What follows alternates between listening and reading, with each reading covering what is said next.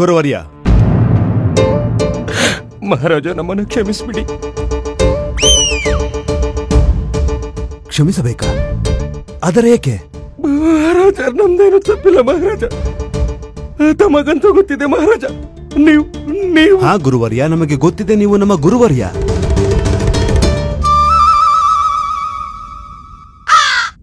ಆದರೆ ನೀವು ಆಕಸ್ಮಿಕವಾಗಿ ಹೀಗೇಕೆ ಮಾತನಾಡುತ್ತೀರಿ? ಸುಮ್ಮನೆ ಮಹಾರಾಜ, ಹಾಗೆ ಸುಮ್ಮನೆ.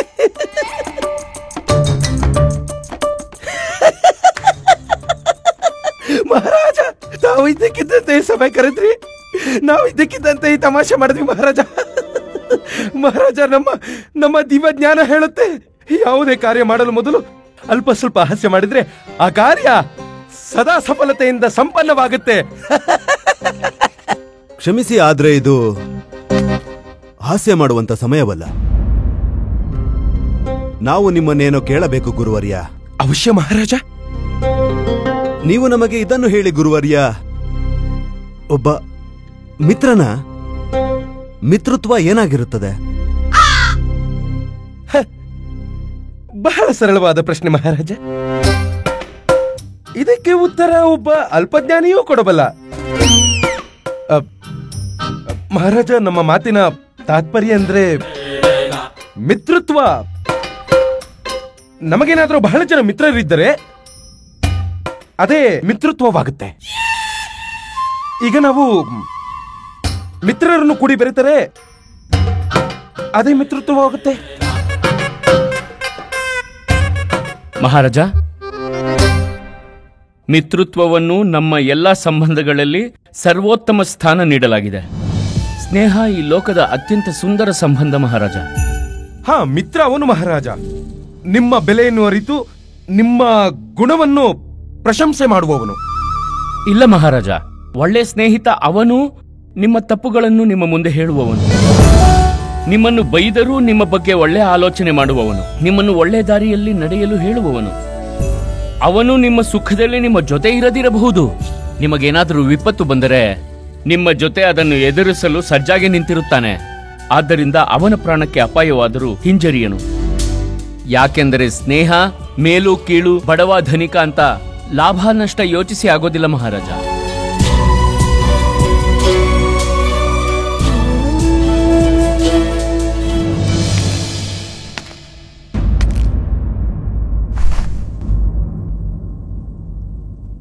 ಉಚಿತವಾದ ಪರಿಭಾಷೆ ಪಂಡಿತ ರಾಮಕೃಷ್ಣ. ಹಾ ಮಹಾರಾಜ. ಮಹಾರಾಜ, ಒಂದು ಅದ್ಭುತ ಜಾದು, ಒಂದು ಮಹಾನ್ ಭಾವವಿದೆ ಈ ಸ್ನೇಹದಲ್ಲಿ. ಇಲ್ಲದಿದ್ರೆ ಆ ಗೋವರ್ಧನನ ಎತ್ತದವನು ಆ ಸುಧಾಮನ ಕಾಲು ತೊಳೆಯುತ್ತಿರಲಿಲ್ಲ ಮಹಾರಾಜ. ಅದ್ಭುತ, ಅದ್ಭುತ ಪಂಡಿತ ರಾಮಕೃಷ್ಣರೇ, ಅದ್ಭುತ. ಶರಣು ಶರಣು. ಸತ್ಯ ಹೇಳಿದಿರಿ ಪಂಡಿತ ರಾಮಕೃಷ್ಣ. ನೀವು ಪಂಡಿತ ರಾಮಕೃಷ್ಣ, ನಮಗೆ ನೀವಿದನ್ನು ತಿಳಿಸಿ, ಒಬ್ಬ ಮಿತ್ರ ಮತ್ತೊಬ್ಬ ಮಿತ್ರನಿಗೆ ಸಹಾಯ ಮಾಡಲು ಯಾವ ಮಟ್ಟದವರೆಗೂ ಹೋಗಬಹುದು? ಮಹಾರಾಜ, ಧರ್ಮ ಇದನ್ನು ಹೇಳುತ್ತೆ, ಒಬ್ಬ ಮಿತ್ರ ಸರಿ ಇದ್ದು ಅವನು ಸಂಕಟದಲ್ಲಿದ್ರೆ ಆಗ ಮತ್ತೊಬ್ಬ ಮಿತ್ರ ಅವನಿಗೆ ಸಹಾಯ ಮಾಡಲು ತನ್ನ ಪ್ರಾಣವನ್ನೂ ಪಣಕ್ಕಿಡಬೇಕು. ಸ್ನೇಹಕ್ಕೆ ಯಾವ ಪರಿಧಿಯೂ ಇಲ್ಲ ಮಹಾರಾಜ.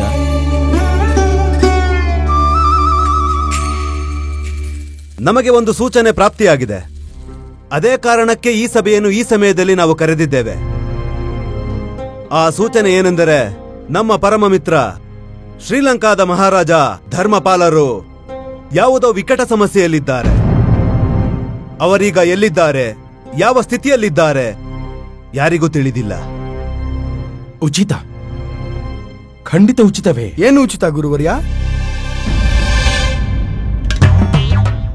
ಮಹಾಮಂತ್ರಿಗಳೇ, ನಮ್ಮ ಮಾತಿನ ತಾತ್ಪರ್ಯ ಮಹಾರಾಜರ ಪರಮ ಮಿತ್ರ ಮಹಾರಾಜ ಧರ್ಮಪಾಲರು ಸಂಕಟದಲ್ಲಿದ್ದಾರೆ. ಇಂತಹ ಸ್ಥಿತಿಯಲ್ಲಿ ಸಭೆಯನ್ನು ಕರೆದಿರುವುದು ಉಚಿತ. ಉಚಿತವಿದೆ.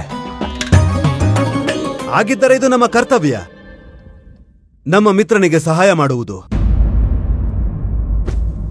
ನಾವಿಂದು ನಿಮ್ಮೆಲ್ಲರ ಮುಂದೆ ಈ ಪ್ರತಿಜ್ಞೆ ಮಾಡುತ್ತೇವೆ, ನಾವು ನಮ್ಮ ಮಿತ್ರನಿಗೆ ಏನೂ ಆಗಲು ಬಿಡುವುದಿಲ್ಲ. ಅದಕ್ಕಾಗಿ ನಾವು ನಮ್ಮ ಸರ್ವಸ್ವವನ್ನೇ ತ್ಯಾಗ ಮಾಡುತ್ತೇವೆ. ಮಹಾಮಂತ್ರಿಗಳೇ, ಮಹಾರಾಜ, ಗುಪ್ತಚರರಿಂದ ಮಾಹಿತಿ ಸಂಗ್ರಹಿಸಿ ಸೇನೆಯನ್ನು ಎಚ್ಚರಗೊಳಿಸಿ. ಒಂದೊಮ್ಮೆ ಅವಶ್ಯಕತೆ ಬಿದ್ದರೆ ನಾವೇ ಹೋಗುತ್ತೇವೆ ನಮ್ಮ ಮಿತ್ರನ ಸಹಾಯಕ್ಕಾಗಿ. ನಿಮ್ಮಾಜ್ಞೆಯಂತೆ ಮಹಾರಾಜ. ಮಹಾರಾಜರಿಗೆ ಜಯವಾಗಲಿ.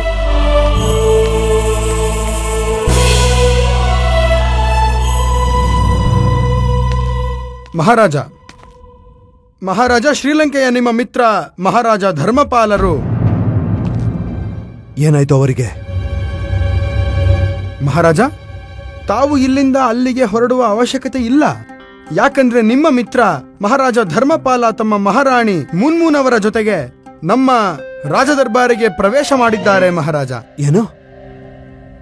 ಅವರು ಸ್ವಯಂ ಇಲ್ಲಿ ಬಂದಿರುವರೆ? ಮಹಾರಾಜ ಧರ್ಮಪಾಲರು ಇಲ್ಲಿಗೆ ಬಂದಿರುವರೆ? ಇದು ಅತ್ಯಂತ ಆನಂದದ ವಿಷಯ. ಮಹಾಮಂತ್ರಿಗಳೇ, ಶ್ರೀಲಂಕಾದ ಮಹಾರಾಜ ಧರ್ಮಪಾಲರನ್ನು ರಾಜ ಸತ್ಕಾರದೊಂದಿಗೆ ನಮ್ಮ ಈ ದರ್ಬಾರಿನಲ್ಲಿ ಪ್ರಸ್ತುತಪಡಿಸಿ. ನಿಮ್ಮಾಜ್ಞೆ ಮಹಾರಾಜ.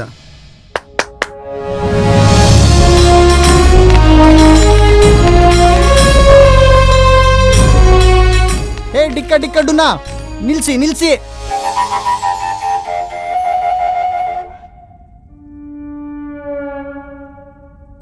ಡಿಕ್ಕ ಡಿಕ್ಕ ಡುನ್ನ, ಹೂವಿನ್ನೂ ಬಾಡಿಲ್ಲ. ಹೂ ಬಾಡೋಗಿದ್ರೆ ರಾಣಿಗೆ ತುಂಬಾನೇ ಗಾಯ ಆಗ್ತಿತ್ತು. ರಾಣಿ, ಹೂ ತಗ್ಲಿಲ್ಲ ತಾನೆ? ಇಲ್ಲ. ಇದೆಂತ ಮಾತು? ಪುಷ್ಪದ ಮೇಲೆ ಇಷ್ಟೊಂದು ನಿಗಾ, ಪುಷ್ಪದ ಮೇಲೆ ಇಷ್ಟೊಂದು ನಿಗಾ ನಾವು ಸೌದಾಮಿನಿ ಜೊತೆಲಿದ್ದಾಗ್ಲೂ ಇಡ್ಲಿಲ್ಲ. ನಾವಂತೂ ಅನೇಕ ಬಾರಿ ಸೌದಾಮಿನಿ ಮೇಲೆ ಪುಷ್ಪ ಸುರಿಸಿದ್ದೀವಿ. ಅವಳು ಯಾವತ್ತೂ ಹೇಳಿಲ್ಲ ಗಾಯ ಆಗುತ್ತದೆ ಅಂತ. ನಮಗ್ ಗೊತ್ತಿಲ್ಲ ಗುರುಜಿ. ಅದೇನಂದ್ರೆ ಗುರುಜಿ, ನಮಗೆ ಇಂದಿನವರೆಗೂ ಸೌದಾಮಿನಿ ಮೇಲೆ ಪುಷ್ಪ ಎರಚುವ ಸೌಭಾಗ್ಯವೇ ದೊರೆತಿಲ್ಲ.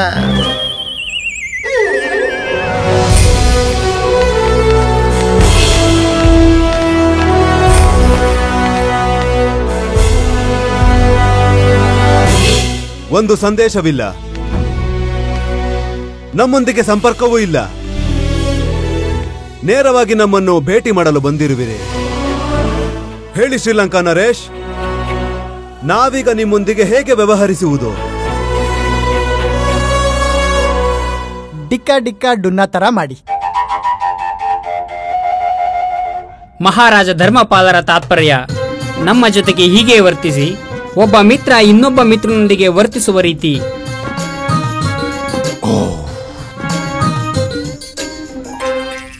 ಅವಶ್ಯವಾಗಿ ಹಾಗೆ ವ್ಯವಹರಿಸುತ್ತೇವೆ.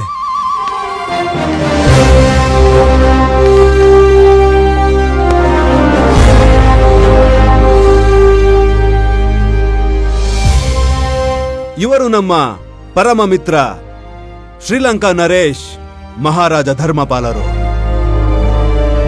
ಇವರು ನಮ್ಮ ಪತ್ನಿ ರಾಣಿ ಮುನ್ಮುನ್. ನಮಸ್ಕಾರ. ಅತಿ ಸುಂದರ.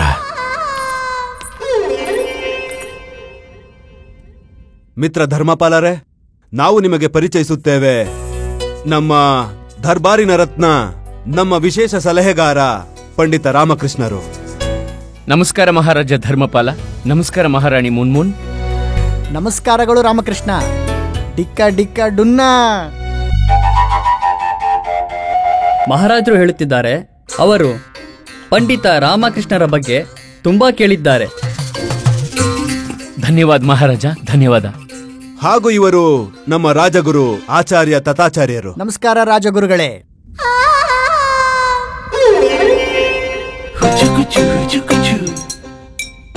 ನಮಸ್ಕಾರ ರಾಜಗುರುಗಳೇ.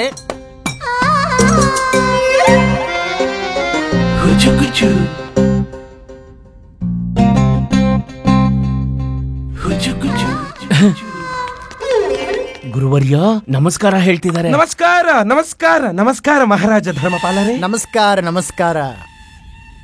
ಇವರು ದಿಲಿಶಾನ ಮತ್ತು ಕೌಶಲ, ಇಬ್ಬರೂ ನಮಗೆ ಹತ್ತಿರದವರು, ಪ್ರಮುಖರು. ನಮಗೆ ಡಿಕ್ಕ ಡಿಕ್ಕ ಡುನ್ನ ಮಾಡ್ತಾರೆ. ಹಾಗಂದ್ರೇನು? ಅರ್ಥಾತ್ ಗುರುವರ್ಯ, ಇವರಿಬ್ರು ಮಹಾರಾಜರ ಕರ್ತವ್ಯ ಪಾಲನೆಯಲ್ಲಿ ಜೊತೆಯಾಗಿರ್ತಾರೆ. ಓಹೋ, ಅಂದರೆ ನಮ್ಮ ಧಣಿಮಣಿ ರೀತಿ. ನಮಸ್ಕಾರ ಗುರುವರ್ಯ.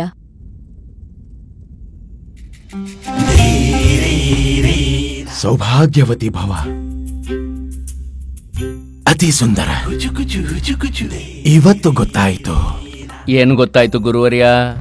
ನಿಜ ಗೊತ್ತಾಯ್ತು ಪಂಡಿತ ರಾಮಕೃಷ್ಣ. ಗಣಿಯಲ್ಲಿ ಕಲ್ಲಿದ್ದಲ್ಲ ಸಿಗೋದು, ವಜ್ರನೇ ಸಿಗುತ್ತೆ.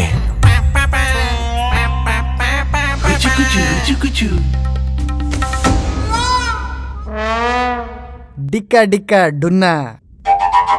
ನಮಗೆ ತಿಳಿಯಲಿಲ್ಲ ಮಹಾರಾಜ. ಗುರುವರ್ಯ, ನೀವು ರಾಣಿಯನ್ನು ಪ್ರಶಂಸೆ ಮಾಡಿದ್ದಕ್ಕೆ ಮಹಾರಾಜರು ನಿಮಗೆ ಧನ್ಯವಾದ ಹೇಳುತ್ತಿದ್ದಾರೆ. ನಾವು ಮಹಾರಾಣಿಯ ಪ್ರಶಂಸೆ ಅನಂತ ಕಾಲದವರೆಗೂ ಮಾಡ್ತೇವೆ. ಇವರ ಸೌಂದರ್ಯದ ಪಂಡಿತ.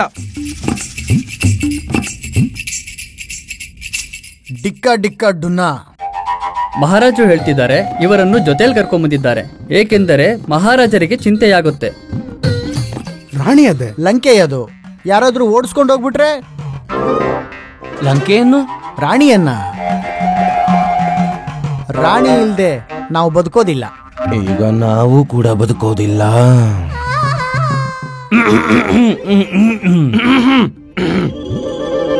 ಅವಶ್ಯವಾಗಿ ಮಹಾರಾಜ ಧರ್ಮಪಾಲ, ನಿಮ್ಮ ಪತ್ನಿಯ ಮೇಲಿರುವ ಪ್ರೀತಿಯನ್ನು ಅರ್ಥ ಮಾಡಿಕೊಳ್ಳುತ್ತೇವೆ.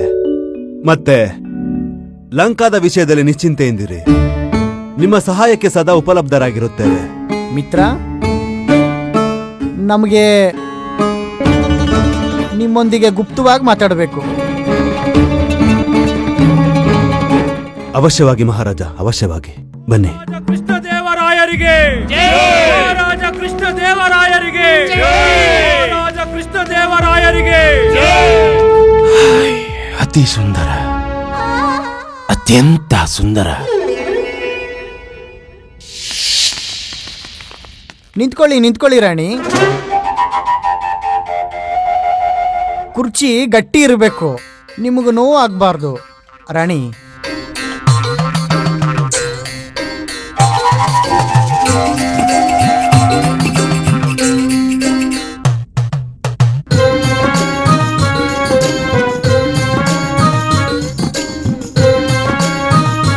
ಹಾ ರಾಣಿ, ಈಗ ಕೂತ್ಕೊಳ್ಳಿ.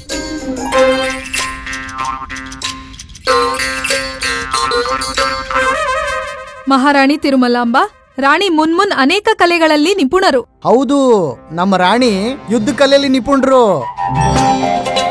ಸಂಗೀತ ಮತ್ತು ನೃತ್ಯದಲ್ಲಿ ಪಾರಂಗತರು, ಮತ್ತೆ ಚಿತ್ರಕಲೆಯಲ್ಲಿ ಎಷ್ಟು ಪರಿಣಿತಿ ಅಂದ್ರೆ ಯಾರ್ದಾದ್ರೂ ಚಿತ್ರ ಬರೀತಾರೆ.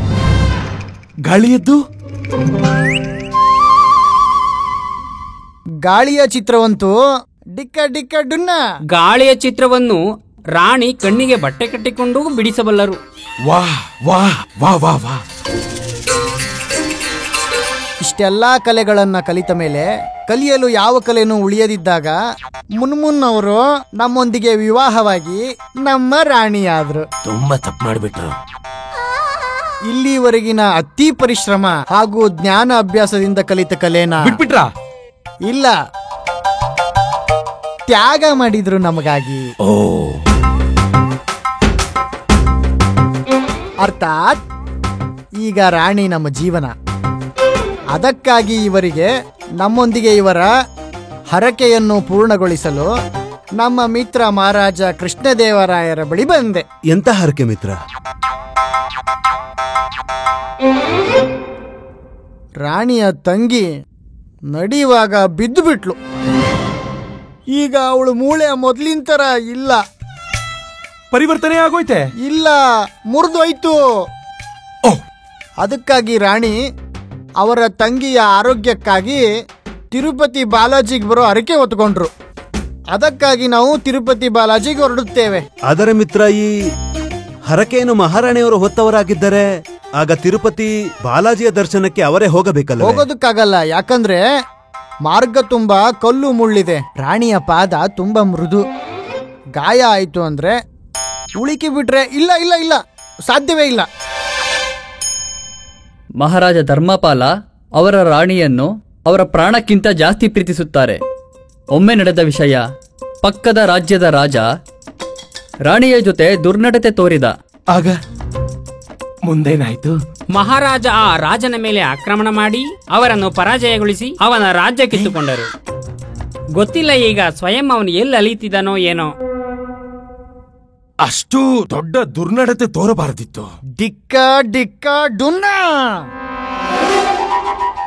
ಆ ದುಸಾಸಿ ಏನಾದ್ರೂ ಮತ್ತೆ ನಮ್ ಕೈಗೆ ಸಿಕ್ಕರೆ ಆನೆ ಕಾಲ್ ಕೆಳಗಾಕಿ ಒಸ್ಕಾಕ್ಬಿಡ್ತೀನಿ. ಭಗವಂತ, ನಮ್ ರಾಣಿಗೆ ಸ್ವಲ್ಪ ಸಣ್ಣ ನೋವಾದ್ರೂ ನಮಗದು ಸಾವು ಬದುಕಿನ ಪ್ರಶ್ನೆ ಆಗಿರುತ್ತದೆ. ರಾಣಿಗೆ ಯಾರು ದುಃಖ ನೀಡ್ತಾರೋ ಅವ್ರನ್ನ ನಾವು ಡಿಕ್ಕ ಡುನ್ನ ಮಾಡ್ತೀವಿ. ಅವರು ನಮ್ಮ ಸಹೋದರ ಆದ್ರೂ ನಾವು ಬಿಡೋದಿಲ್ಲ.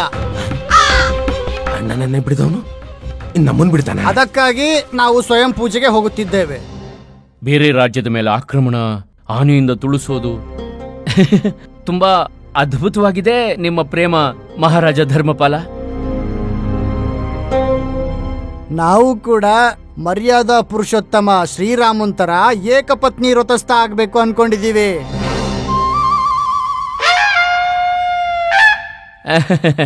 ಎಂಥ ಪ್ರೇಮ ನಿಮ್ದು ಮಹಾರಾಜ ಧರ್ಮಪಾಲ. ಮಹಾರಾಣಿ ಮುನ್ಮುನ್, ಮಹಾರಾಜ ಧರ್ಮಪಾಲರಿಗೆ ನಿಮ್ಮ ಮೇಲಿರೋ ಈ ಪ್ರೇಮದ ಬಗ್ಗೆ ನಿಮ್ಮ ಅಭಿಪ್ರಾಯವೇನು? ನಾವೆಷ್ಟು ಉಸಿರಾಡ್ತೀವೋ ಅದಕ್ಕಿಂತಲೂ ಅಧಿಕ ಧ್ಯಾನವಿರಿಸುತ್ತಾರೆ ನಮ್ಮ ಮಹಾರಾಜ. ಇಲ್ಲವಾದಲ್ಲಿ ಎಲ್ಲ ಕಾರ್ಯ ಬಿಟ್ಟು ನಮ್ಮ ಜೊತೆನೇ ಇರಲು ಹೇಗೆ ಸಾಧ್ಯ ಹೇಳಿ? ತಮ್ಮ ಕೈಯಾರೆ ಭೋಜನ ಮಾಡಿಸುತ್ತಾರೆ. ಮತ್ತೆ ರಸ್ತೆಯಲ್ಲಿ ಕಲ್ಲು ಮುಳ್ಳಿದ್ರೆ ಸ್ವಯಂ ಇವರು ತಮ್ಮ ಹೆಗಲ್ ಮೇಲೆ ಹೊತ್ತು ನಡೀತಾರೆ. ನಾವು ಹಾಗೆ ಮಾಡ್ತೀವಿ. ಕೆಲವೊಮ್ಮೆ ನಮ್ಮ ಜಡೆಯನ್ನು ಕೂಡ ಇವರೇ ಹಾಕುತ್ತಾರೆ. ಅದ್ಭುತ ಅದ್ಭುತ. ಇವೆಲ್ಲವೂ ಮಹಾರಾಜರ ಪ್ರೇಮದ ಸಂಕೇತವಾಗಿರುತ್ತವೆ. ನಾವು ಕೂಡ ನಮ್ಮ ರಾಣಿಯರನ್ನು ತುಂಬಾ ಪ್ರೀತಿಸುತ್ತೇವೆ. ನೀವಂತೂ ಮಹಾರಾಜ ನಮ್ಮ ಅತ್ಯಂತ ವಿಶ್ವಾಸನೀಯ ಮಿತ್ರರು. ಆದರೂ ನಾವು ನಿಮಗೆ ವಿನಂತಿ ಮಾಡುತ್ತೇವೆ, 3 ದಿನದ ಮಟ್ಟಿಗೆ ನಾವು ಪೂಜೆ ಮುಗಿಸ್ಕೊಂಡು ಬರೋವರೆಗೂ ನಮ್ಮ ರಾಣಿಯ ಧ್ಯಾನವಿರಿಸಿ. ನಾವು ಜೀವನ ಪೂರ್ತಿ ಧ್ಯಾನವಿರಿಸಲು ಸಿದ್ಧರಿದ್ದೇವೆ. ಮಹಾರಾಜ ಧರ್ಮಪಾಲ, ನೀವು ನಿಶ್ಚಿಂತೆಯಿಂದ ಹೋಗಿ, ನಾವು ಆಶ್ವಾಸನೆ ನೀಡುತ್ತೇವೆ. ನಿಮ್ಮ ಮಹಾರಾಣಿಯವರು ಖಂಡಿತ ಕುಶಲದಿಂದಿರುತ್ತಾರೆ. ನಮ್ಮ ಸಹೋದರಿಗೆ ಏನೂ ಆಗಲು ಬಿಡುವುದಿಲ್ಲ. ನಮಗೆ ನಿಮ್ಮ ಮಾತಿನ ಮೇಲೆ ಡಿಕ್ಕ ಡುನ್ನ ಇದೆ. ಅಂದರೆ ವಿಶ್ವಾಸವಿದೆ ನಿಮ್ಮ ಮೇಲೆ. ಮತ್ತೆ ನಾವು ವಿಶ್ವಾಸ ನಮಗಿಂತ ಜಾಸ್ತಿ ನಿಮ್ಮ ಮೇಲೆ ಇಟ್ಟಿದ್ದೇವೆ. ಆದರೆ ಒಂದು ಮಾತು,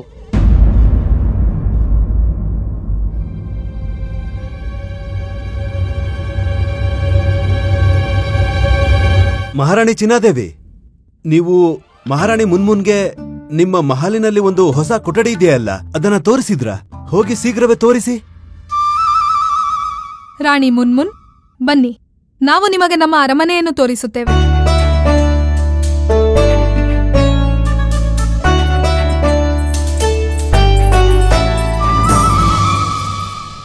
ನಮ್ಮ ರಾಣಿಗೆ ಆಗಾಗ ಡಿಕ್ಕ ಡುನ್ನ ಆಗ್ಬಿಡುತ್ತೆ.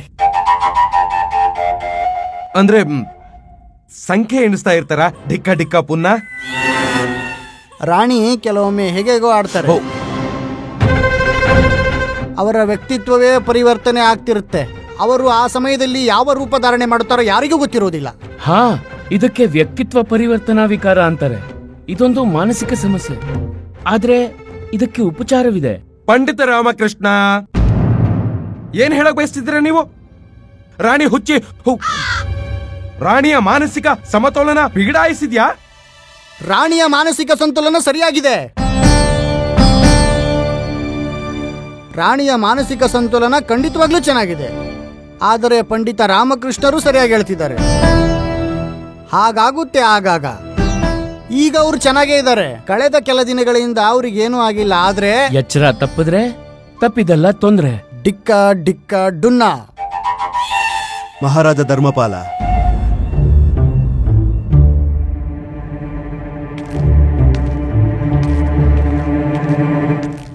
ನೀವು ಮಹಾರಾಣಿಯ ಚಿಂತೆ ಮಾಡುವ ಅವಶ್ಯಕತೆ ಇಲ್ಲ. ನಾವಿದ್ದೇವೆ.